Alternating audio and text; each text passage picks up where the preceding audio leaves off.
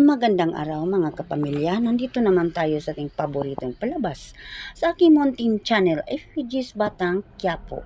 Nanawag si Rigor kay David, ano tay, nagtawag ka man. Alam mo anak, wala na ang anak ko. Kapatid mo, sino? Si Santino? Hindi, ang kapatid mo kay Lina. Sa kabilang banda naman, si Tanggol at si Tisay ay nagsama.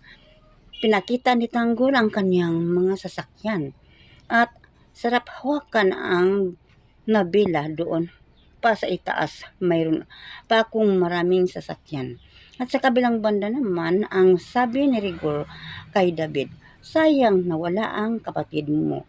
Gusto ko sana na palakihin ko pa at paaralin tulad mo.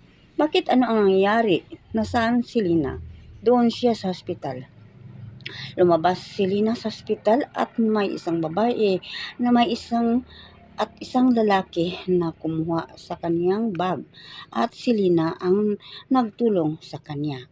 Binugbog niya ang lalaki at iniwan sa lalaki ang bag at nagpasalamat ang babae pero naghawak si Lina ng kutsilyo.